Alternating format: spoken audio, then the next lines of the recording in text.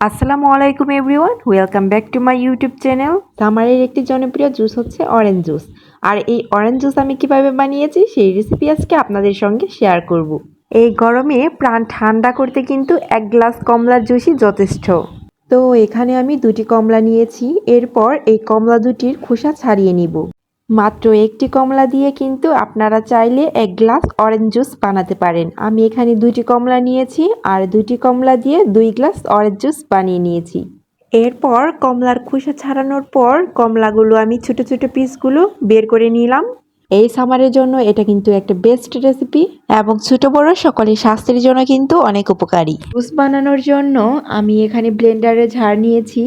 এরপর এখানে কমলার যে পিসগুলো রেখেছিলাম সেগুলো দিয়ে দিচ্ছি। এরপর দিয়ে দিচ্ছি 3 চামচ চিনি। আপনারা চাইলে আপনাদের পছন্দ অনুযায়ী মিষ্টিটা কমিয়ে বাড়িয়ে দিতে পারেন। এখন দিয়ে দিলাম 1 গ্লাস ঠান্ডা পানি। আপনারা চাইলে নর্মাল টেম্পারেচারে থাকা পানিও দিতে পারেন।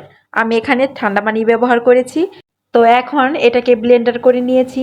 ব্লেন্ড করার পর মনে রাখতে হবে এটাকে কিন্তু ছেঁকে নিতে হবে। না ছেঁকে নিলে জুসটা কিন্তু খেতে একদমই ভালো লাগবে না। এজন্য একটি ছাঁকনি দিয়ে ভালো করে ছেঁকে নিতে হবে। যদি ছাঁকনি না থাকে তাহলে সেক্ষেত্রে একটি নরম সুতি কাপড় দিয়ে ছেঁকে নিতে পারেন। দেন পরিবেশনের সময় এখানে আইস কিউব ব্যবহার করেছি। আপনারা চাইলে আইস কিউব নাও দিতে পারেন। তবে বরফের টুকরো দিলে আপনি এই গরমে ঠান্ডা ঠান্ডা অনুভব করতে পারেন এবং হিট স্ট্রোক থেকে বাঁচতে পারবেন। এই অরেঞ্জ জুস থেকে প্রচুর পরিমাণে ভিটামিন সি পাওয়া যাবে এবং এই সামারে আপনাদেরকে অনেক হেল্প করবে। আমি চেষ্টা করেছি খুব সহজে অরেঞ্জ জুস রেসিপি তৈরি করে দেখানোর জন্য। বাইরের অস্বাস্থ্যকর এবং কেমিক্যালযুক্ত অরেঞ্জ জুস না খেয়ে বাচ্চাদের জন্য এভাবে ঘরে তৈরি করুন। এতে বাচ্চারা অনেক খুশি হবে এবং মজা করে খাবে। আশা করি আমার এই অরেঞ্জ জুস আপনাদের কাছে ভালো লাগবে এবং ভালো লাগলে লাইক, কমেন্ট এবং শেয়ার করতে ভুলবেন না।